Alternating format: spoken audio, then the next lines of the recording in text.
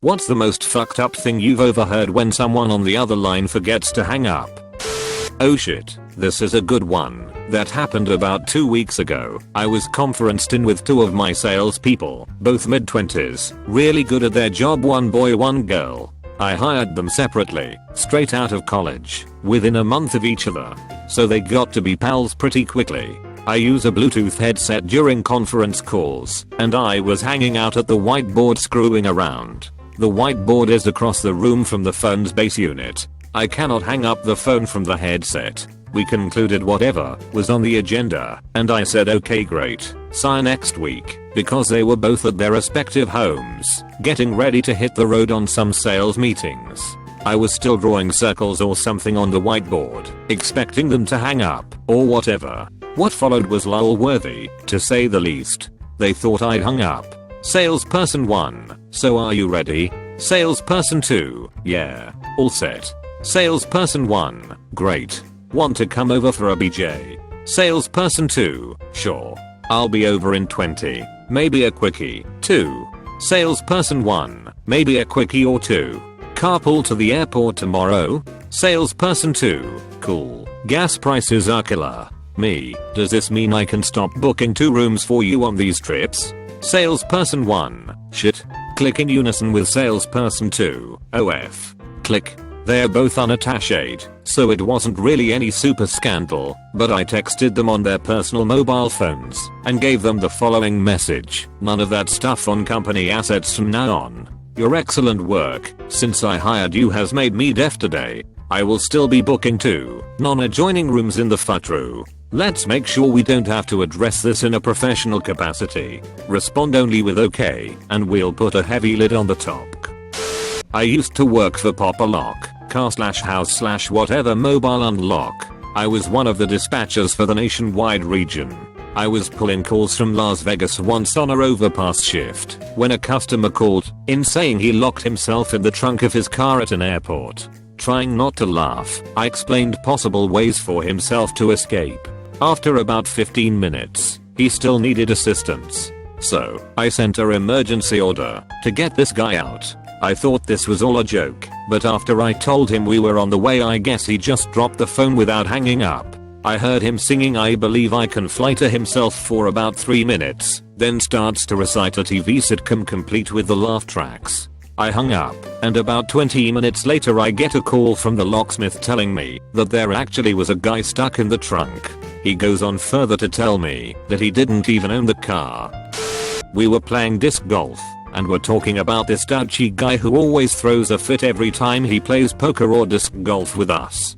Basically we said he's a little baby who screams, kicks things and stomps around every time he doesn't get his way. Also, nothing is ever his fault. Everything bad that ever happens to him is a direct result of someone else's actions. Yeah, well, one of us accidentally pocket dialed him, and he heard the whole thing and quit showing for poker and disc golf.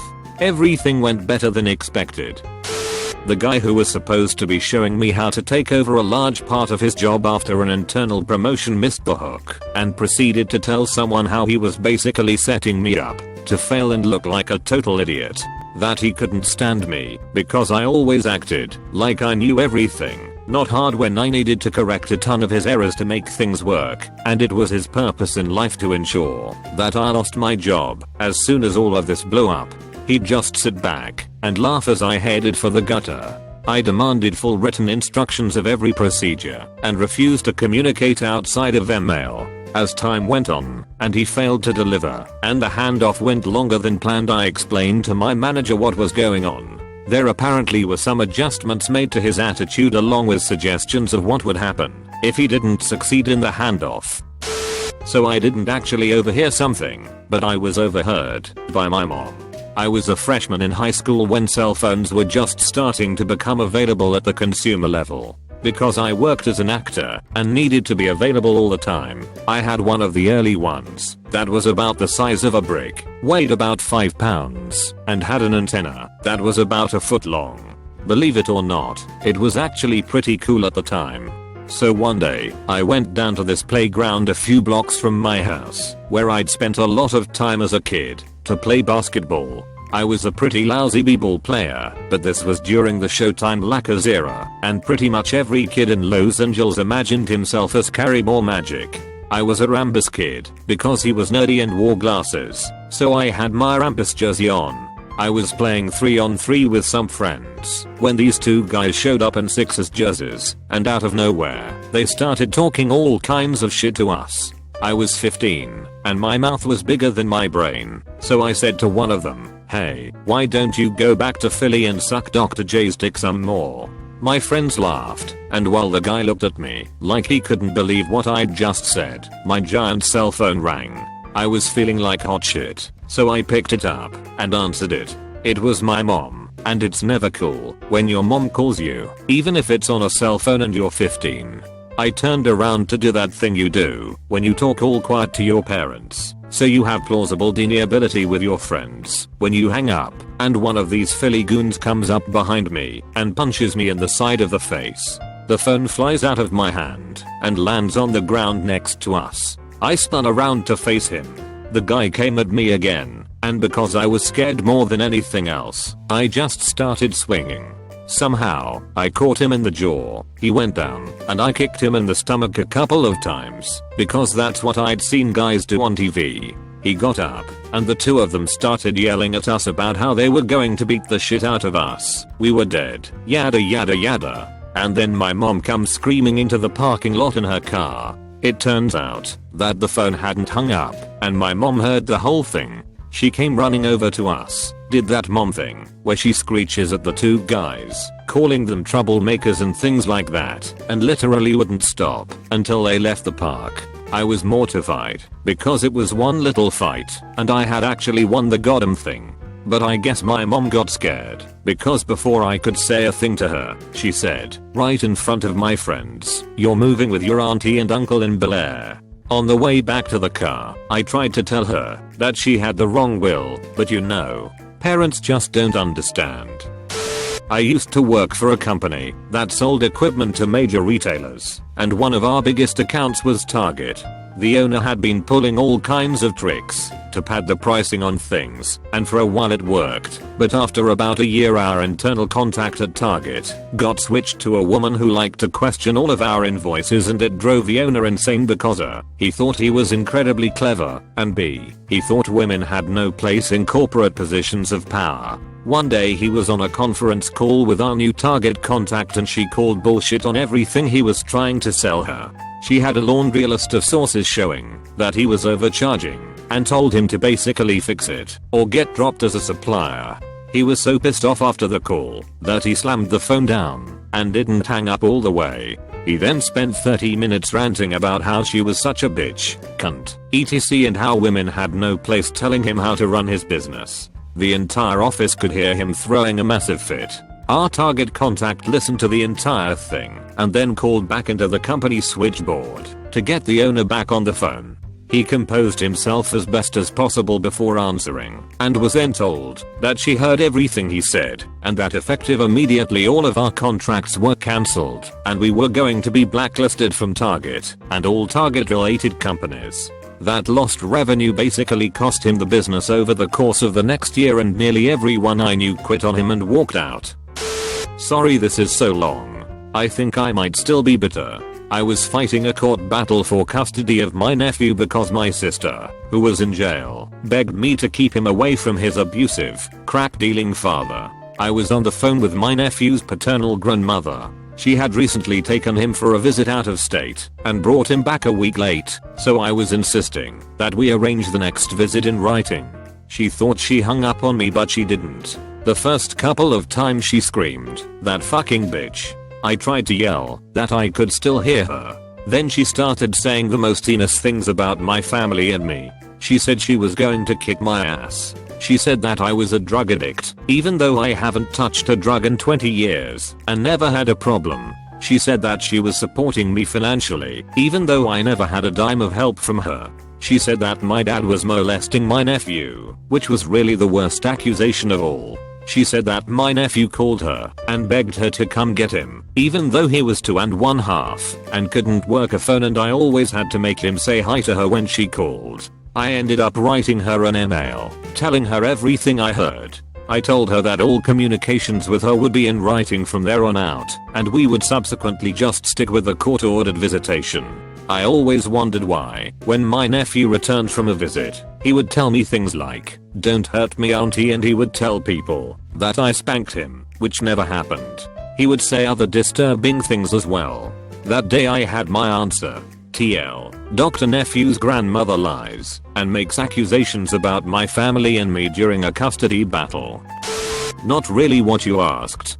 But one time my GF was on speakerphone with customer service and I was sitting next to her doing something else. There was a crackle on the line and my GF said, "Did that bitch just hang up on me?" The customer service rep then said, "Nope, still here."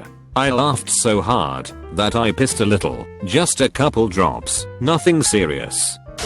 Me, I love you. I love you too. Hear her cell phone clunk onto a hard surface. Unknown male voice on her end. Come back to bed gorgeous. I was working out of town in and out of camp for 6-week intervals at the time to pay our bills and her student loans down. Update, didn't expect a huge response to this. HMM. To answer some questions, following the phone call I was in all kinds of a fucked up headspace, so I told my supervisor that I had to go home for a family emergency right away and caught the next supply truck back out from camp. I showed up in the nearest town, still a Cohen's H from anywhere, at 1 AM, and was dropped at the bus depot. The only person I knew in town was the girlfriend's cousin. Crashed at his place and somehow managed to avert myself from sleeping with his 17Y/O daughter. Failed potential revenge plot on my part, who was all over me once she heard what had happened. Anyhow, 6-hour bus ride later I get into town, go to our place and she's not home. I proceed to take a few deep breaths, drop the Cosby kids off at the pool, and remove all of her belongings from our place. I neither asked for nor received any money back for the student loans, and was paying them because we'd been dating for a couple years, were in love, though my definition varied from hers evidently, and this made them a family/house bill that had to be paid regardless of its origin. On a phone call with a customer one day whose wife called him from home. He thought he had me on mute. I heard them have a 10-minute discussion of what bills they could afford to pay that month. The choices were to pay rent and risk losing all their utilities, or pay the utilities and be at least a few weeks late on rent. It didn't sound like this was the first time either. Kinda heartbreaking in a way, as this guy was about 20 years my senior, and my biggest financial concern at the time was what model MacBook Pro to order. After that I had to carry on that call with him, as though I didn't just hear that his family was facing financial ruin. My first job out of college, just to get my foot in the door at an office, fucking history degree, was basically checking on the status of all of the law firm's cases, which meant calling courthouses and sheriff's offices to check service of summonses, and a few other things. I should also mention the firm I worked for had an obviously Jewish sounding name, let's call it Goldberg and Weinstein. I was calling this random county sheriff's office and actually talking to the sheriff himself, small county, and after making my request, which he politely took, he half muffles the phone and says some kike lawyer wants to know if we'd unserved the defendant with his papers yet. This was 1999 or 2000. I once phoned a friend to chat. He asked about work and stuff, and at the time I was struggling to find new freelance jobs. He got distracted by his wife for a minute or so, then forgot I was on the line. I tried calling out so he might hear the phone, but then he started talking to his wife. It went something like, "Holy shit, one of my friends needs help. We have to get on the case and call everyone we know to help set up some freelance work. It's the least we can do as friends." Not so bad, really. Mine happened in person.